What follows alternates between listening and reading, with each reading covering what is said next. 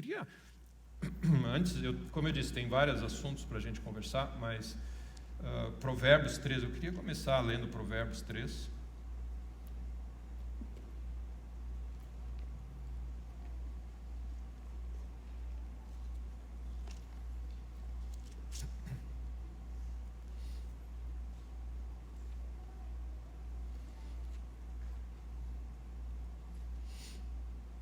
Nós estamos com uma certa dificuldade em termos de essa situação dos fecha, abre, em termos de mão de obra. Nós, como vocês viram, nós temos ali do nosso lado, nós estamos com, como se diz, com pessoas envolvidas, fazendo orçamentos, mas nós temos algumas dificuldades práticas para resolver esse assunto. Mas nós vamos chegar lá, então logo a gente vai resolver esse assunto ali. É estranho como as forças econômicas foram extremamente alteradas, as lógicas foram mexidas, e eu não sei quanto tempo leva para reestabilizar e se vai reestabilizar. Porque muita coisa aconteceu nesses últimos meses e muita coisa ainda tem para acontecer. Então, é interessante como a gente vai ter que talvez se adaptar nessa jornada. Mas Provérbios 3, um dos pontos que eu queria deixar para os irmãos, nós vamos ter que levar a sério esse assunto da bênção do Senhor na nossa vida. Se há uma coisa ainda que criou uma certa dúvida, ou se você ainda está inseguro sobre esse assunto, a bênção de Deus sobre nós é o que vai nos fazer navegar nesse momento. Amém. Não tem outro lugar.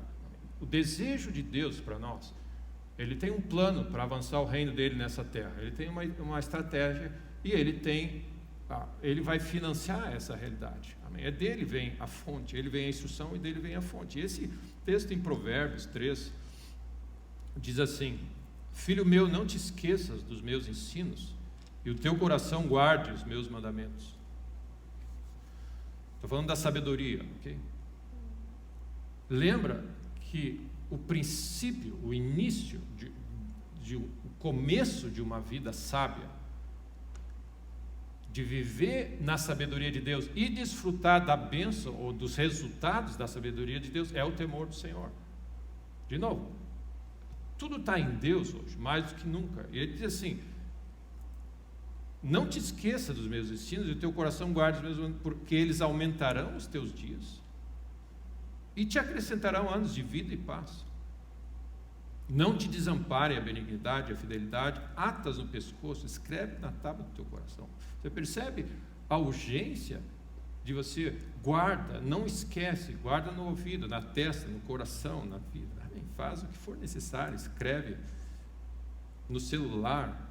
Não te desampare, e acharás graça e boa compreensão diante de Deus e diante dos homens. Ou seja, esse caminho de sabedoria e de temor de Deus, na instrução de Deus, vai te abrir a oportunidade, favor diante de Deus e favor diante dos homens.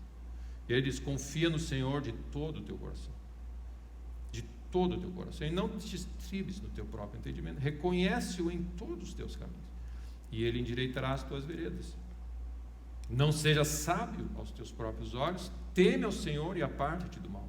Será isso saúde para o teu corpo e refrigério para os teus ossos. Você percebe quanta bênção existe só nesse capítulo, de você ler e se voltar e se render à lógica de Deus, à sabedoria de Deus, e não à nossa lógica. Não seja sábio aos teus próprios olhos. Aí envolve saúde, prosperidade, vida longa. Aí diz assim: honra ao Senhor com os teus bens e com as primícias de toda a tua renda, e se encherão fartamente os teus celeiros e transbordarão de vinho os teus lagares. Filho meu, não rejeites a disciplina do Senhor, nem te enfades na sua repreensão. Então você percebe, a sabedoria do Senhor vai nos repreender, ela vai ministrar em algumas áreas, e assim, essas áreas você precisa corrigir, você precisa ser instruído, porque o Senhor repreende a quem Ele ama, assim como o pai ao filho a quem quer bem. Aí Ele diz: feliz é o homem que acha sabedoria e o homem que adquire conhecimento, Porque melhor é o lucro que ela dá do que o da prata, e melhor a sua renda mais do que o ouro fino, mais fino. Mais preciosa é do que pérolas, e tudo o que podes desejar não é comparável a ela. O alongar-se da vida está na sua mão direita, e na sua esquerda riquezas e honra. Os seus caminhos são caminhos deliciosos, e todas as suas veredas paz. É árvore de vida para os que o alcançam, e felizes são todos os que a retêm. Então, meu irmão, é impressionante assim essa lógica, os caminhos de Deus e a lógica de nós colocarmos tudo. E uma das coisas que nós temos visto nesses últimos tempos, um dos aspectos tem sido, nós colocamos tudo diante do Senhor, amém, para a luz dele brilhar, e para você dizer assim, isso aqui que eu estou fazendo eu não faço mais, esse caminho eu vou deixar. Nós precisamos reavaliar muitas coisas nessa hora, amém. Uma das coisas que eu tenho feito na minha vida, nessa casa e tudo mais, colocar tudo na mesa e dizer, Senhor, o que tira, põe. O que nós precisamos é atentamente, com todo o cuidado, fazer o que Deus quer e dirigir, como Ele manda, como Ele instrui. Eu me lembro nesses últimos, algumas das nossas instruções, eu comentei nos últimos 3 meses, certas coisas que Deus ia fazer, e eu sou grato a Deus, porque a palavra de Deus é verdadeira, e para mim, esses últimos 3 meses tem sido uma bênção, amém? A nível pessoal, a nível familiar, coisas que Deus tem aberto, e tem provado esses textos, amém? Deus prova esses textos, honra ao Senhor, honra, e esse assunto de recursos, de dinheiro, com as primícias da tua renda, não é o fato do dinheiro em si, mas é a honra que nós damos à capacidade de que o Senhor toda boa dádiva, tudo que é bom vem dele somente. Então, o que nós fazemos quando nós trazemos nossos dízimos, nossas ofertas, nós simplesmente estamos reafirmando que nós sabemos disso, amém? Quem é que vai pegar recursos, 10%, ou que seja dos teus recursos, e oferecer para Deus se você não souber, se você não acredita nisso? Amém? Então é muito mais, meus irmãos, esse assunto da bênção do Senhor, esse assunto de dízimo, de oferta, da nossa aliança com Deus, é muito mais um coração que confia e entende e tem estabelecido já. Amém? Eu acredito que foi na nossa última instrução que eu disse, nós precisamos viver uma vida sem opções. Nós não podemos chegar a cada momento diante de Deus, eu vou reavaliar isso aqui, repensar essa realidade bíblica. A gente vai construindo algumas coisas, vai tirando aquilo que não é de Deus, mas chega uma hora, amém, que nós não podemos mais questionar. E meus irmãos, um dos assuntos que nós não podemos mais questionar é o desejo de Deus de abençoar a tua vida, independentemente do governo que assuma, do que for. Ele é a nossa provisão, Ele é a nossa bênção, o Senhor é meu pastor e nada vai faltar. Amém? Essa é uma realidade eterna, independentemente, isso foi escrito, independentemente do sistema de governo, independente de eleições, independentemente de quem. Amém? Ele é o que remove reis e estabelece reis. Mas a bênção de Deus, esse conceito, a força, é uma força sobrenatural a bênção de Deus na nossa vida. Amém? Que faz produzir em áreas que você não imagina que você é capaz de produzir. Eu tenho conversado com vários irmãos, eu tenho trocado algumas ideias, tenho visto. É impressionante como Deus é capaz de preservar e de prosperar as pessoas mesmo em tempos de crise. Amém. Eu vou dizer para os irmãos, eu prosperei financeiramente nesse período mais do que nos outros anos, 2, 3 anos atrás. Amém. Por instrução de Deus, não por habilidade nossa, por instrução de Deus. Amém? A bênção do Senhor é algo que você precisa definir, e a bênção de Deus está conectada com a voz do Senhor. Amém? Então você faz o que Ele instrui, como Ele deseja e como Ele nos, amém? Como Ele nos ordena. Ele é o Senhor da nossa vida. Aleluia. Amém? Então é uma posição de nos humilharmos mais do que nunca, eu creio. E se há alguma coisa que nós temos que aprender desses meses que a gente passou e do que nós estamos vendo, é que nós precisamos nos achegar mais, nos humilharmos mais e dizer, Senhor, como nós precisamos de Ti. Ter um coração de arrependimento e nos voltarmos para Deus e dizer assim, Deus, brilha a Tua luz no nosso coração, vê se há em mim algum caminho mau. Amém? Sonda o coração, vê se há algum caminho mau e me ensina os Teus caminhos, porque nós vamos precisar grandemente, ou seja, e o que nós falamos e o que nós fazemos tem que mostrar isso. Então Deus é capaz, a gente tem exemplos, você pega, e a bênção de Deus, para mim, tem dois aspectos. Deus faz coisas extraordinárias, ocorrem eventos na nossa vida onde Ele nos abençoa, Ele nos agracia com algo, mas um outro aspecto da bênção de Deus é que a bênção de Deus se manifesta na nossa jornada de fé. Amém? Quando você olha a história de Jacó, e Jacó teve aquele encontro com Deus, Deus tinha um plano para ele, e ele disse assim: eu tenho um plano para a tua vida, eu vou levar adiante as promessas de Abraão sobre a tua vida, como eu fui com Abraão, eu fui com teus pais, eu serei contigo. E aí ele diz assim: eu vou te abençoar. Está sempre isso, o plano de Deus se manifestando nessa hora, com a provisão de Deus. E aí ele fez, e Jacó fez aquela aliança, que é a aliança do dízimo de novo. E aí no final, ele conta essa história: Senhor, muito obrigado, eu não sou digno de todas as misericórdias que tu fizeste na minha vida. Lembra aquela história que ele disse? Que ele foi lá, fez toda aquela conversa, milagrosamente Deus prosperou ele, e ele volta para encontrar Esaú, ele está naquele vale, e ele ora a Deus e diz: Deus, eu sou indigno. Amém? Eu sou indigno de todas as misericórdias e da tua fidelidade que tu tens mostrado com o teu servo, ele diz. Porque eu passei esse Jordão com uma vara e um cajado na mão e estou voltando 2 bandos. Amém? Então, ele olha o favor de Deus dessa forma. Eu passei com um cajado e estou voltando 2 bandos. Então, meus irmãos, você olha a história de Obed-Edom, você olha a história de Abraão, você olha a história de quem você quiser.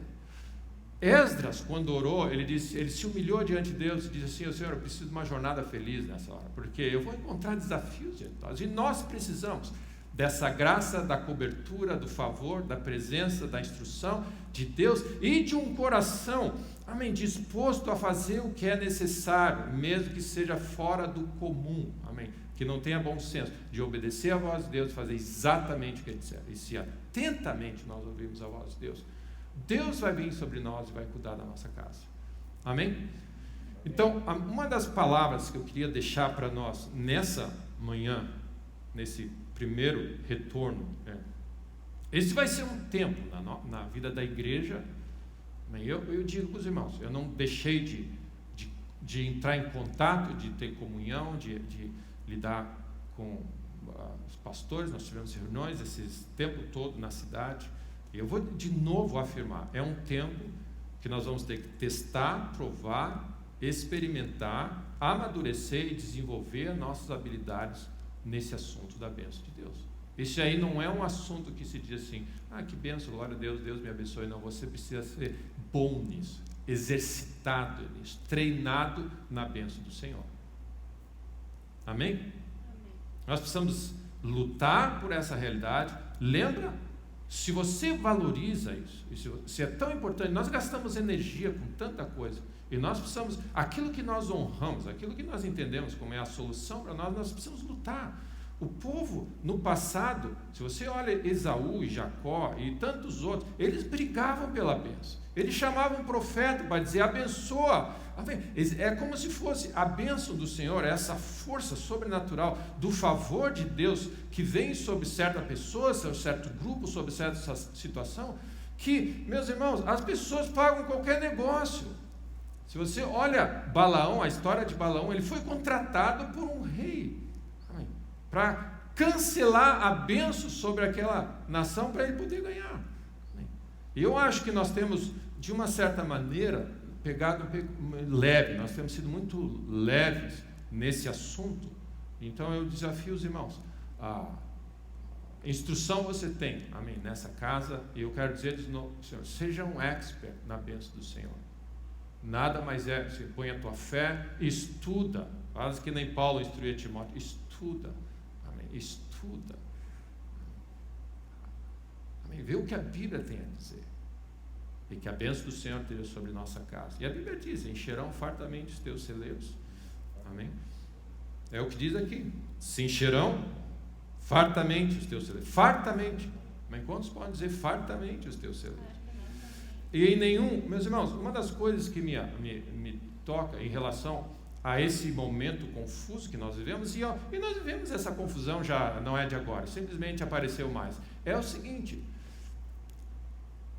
é que você vive num senso do que é certo e errado e que nós estamos sempre descontando a verdade. Não existe nenhum lugar nesse texto aqui que diz: se houver um período de pandemia, se houver uma crise mundial, se o socialismo tiver... Não existe nada que diz aqui. A única coisa que diz assim é um coração totalmente rendido, de plena fé, que Deus é capaz, o Senhor é o meu pastor e nada me faltará. Amém? Essa é a única coisa que diz, é você se render à voz do Senhor. E Deus nos pede, né? Prova, se eu não abrir a janela do céu e derramar a bênção sobre cada um. Em nome de Jesus.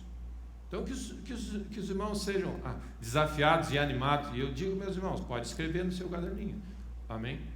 Aquelas pessoas que tiverem um conhecimento, não só um conhecimento intelectual, mas prático, exercitados na bênção de Deus, essas pessoas vão fazer mais para o reino de Deus daqui para frente do que qualquer outra coisa. Porque ou você vai ser escravo de um sistema, ou você vai ser servo de Deus e vai receber a provisão que vem do trono. Amém? Nós estamos caminhando rapidamente para um sistema de socialismo. Essa é a grande arma que está acontecendo. Amém? É inevitável isso. E aqueles que tiverem rapidamente se exercitar nessa realidade, que vivem de uma provisão que, independentemente do sistema, essas pessoas vão ir mais longe, vão ser úteis na obra de Deus. Amém? Amém. Que é o nosso objetivo. Amém? Avançar o reino de Deus. Esse é o nosso maior objetivo. Mas lembra sempre, todas as vezes que Deus chama alguém para cumprir uma tarefa, um chamado, Deus garante provisão, o cuidado e a proteção, e Ele vai andar junto com ele. Sempre foi assim. Então, que Deus nos abençoe.